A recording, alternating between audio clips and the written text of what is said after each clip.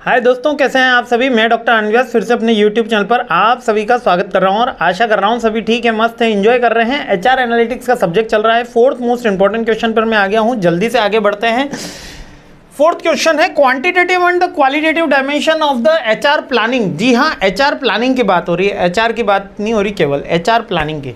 और internal and external data factors, यानी कि इंटरनल और एक्सटर्नल फैक्टर्स जो हैं वो एचआर प्लानिंग में कैसे रोल प्ले करते हैं, उनके बारे में हमको बात बतानी। तो अब मैं क्वेश्चन आपको ये याद करा देता हूँ। बेसिकली ऐसे क्वेश्चन है, ये भर भर के इसके अंदर थ्योरी लिखनी होगी। एचआर में दो तरीके के फैक्टर्स होते हैं, एक तो क्वांटिटेटिव फैक्टर्स, एक क्वालिटेटिव फैक्टर्स। जो क्वांटिटेटिव फैक्टर्स होते हैं उनको हम नंबर्स में मेजर कर सकते हैं। आप सबको पता है 2, 4, 6, 8, 20, 25, 27।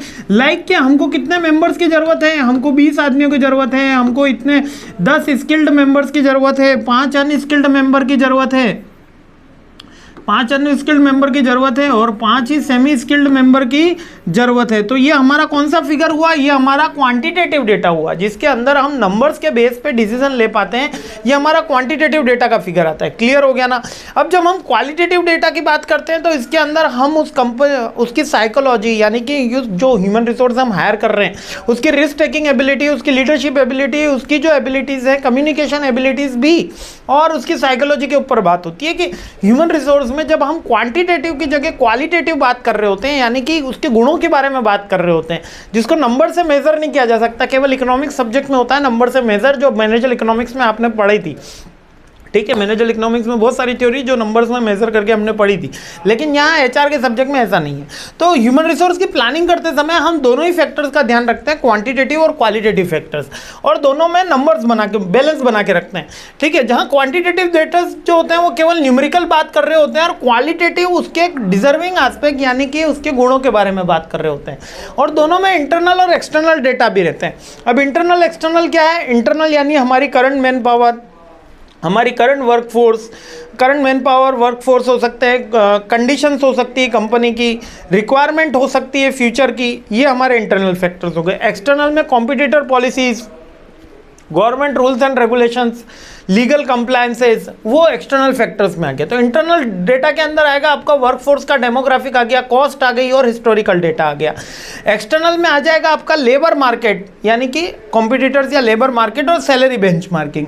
जब हम प्लान कर रहे हैं कि हमको भविष्य में 40 एम्प्लॉय की ज़रूरत है, तो उसमें इंटरनल फैक्टर्स कौन से आए कि अभी करंट में कितनी मैन पावर है और हमको कितनी रिक्वायरमेंट रहेगी, हमारे यहाँ वर्किंग कंडीशन कैसी है। और एक्सटर्नल में मैन पावर के लिए क्या प्लानिंग करेंगे हम कि कंपटीशन मार्केट के अंदर अभी अवेलेबिलिटी क्या है, लेबर मार्केट में अवेलेबिलिटी क्या है, सैलरी क्या आउटपुट में चल रही है, बेंचमार्क क्या दिया जा रहा है। इसी तरीके से क्वालिटेटिव डेटा में अपन क्या चेक करते हैं, इंटरनल फैक्टर्स में ऑर्गेनाइजेशन कल्चर क्या चल रहा है, टाइमिंग क्या चल रही है ना, एम्प्लॉय का एंगेजमेंट हाई है कि लो है। कभी क्या होता है, टॉप मैनेजमेंट से ही पूरी की पूरी एक्टिविटी चलती है और मिडिल मैनेजमेंट और लोअर मैनेजमेंट उसको फॉलो करते हैं। कभी क्या होता है, डेमोक्रेसी रहती है तो सब मिलके काम कर रहे होते हैं। नेक्स्ट होता है स्किल असेसमेंट। अभी हमारे पास जो बंदे चल रहे हैं उनकी कम्युनिकेशन लेवल, उनका टेक्नोलॉजिकल लेवल, वो कौन से पे है, ये इंटरनल फैक्टर हैं। किसमें? क्वालिटेटिव में। क्वांटिटेटिव तो मैंने समझा दिया, अब क्वालिटेटिव में। अब एक्सटर्नल फैक्टर्स इसमें क्या आते हैं, बाहर की क्या टेक्नोलॉजी चल रही है, बाहर के लोगों का क्या कम्युनिकेशन लेवल चल रहा है, और इकोनॉमिक कंडीशन क्या चल रही है। इकोनॉमी दोनों के अंदर ले सकते हो, है ना। और फिर रेगुलेटरी चेंजेस भी आप इसके अंदर इन्वॉल्व कर सकते हो।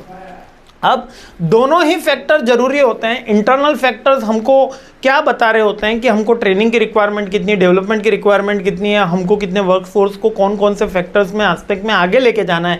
इसके अलावा हम वर्क कल्चर के ऊपर बात कर रहे होते हैं। लेकिन जब हम एक्सटर्नल फैक्टर्स पे आते हैं तो हम economic situation, threats, market condition, competitors culture, उसके बारे में बात कर रहे होते हैं। क्लियर हो गया। थोड़ा सा ट्रिकी क्वेश्चन है पर अच्छे से समझ में आया होगा। देखो, इंटरनल में पहले कंपनी के अपने बारे में लिख, एक्सटर्नल में मार्केट के बारे में लिखना है। क्वांटिटेटिव के अंदर अगर इंटरनल पूछ लिया जाए तो कंपनी की वर्कफोर्स कितने नंबर में, और वहीं क्वालिटेटिव में पूछ लिया जाए तो ऑर्गेनाइजेशन का कल्चर क्या है। ये डिफरेंस है। समझ में आया ना कि क्वालिटेटिव में गुणों के बारे में बात करनी है और क्वांटिटेटिव में किसके बारे में बात होगी, नंबर्स के बारे में बात होगी। क्लियर हो गया। बहुत सिंपल क्वेश्चन है, थोड़ा सा ट्रिकी है। अच्छे से एक बार इसकी थ्योरी पढ़ लोगे ना, पीडीएफ भी देख लोगे या एक बार रिवाइज कर लोगे तो बहुत अच्छा हो जाएगा ये पेपर। चलिए आगे बढ़ते हैं, सीरीज आगे बढ़ाते हैं। जय हिंद।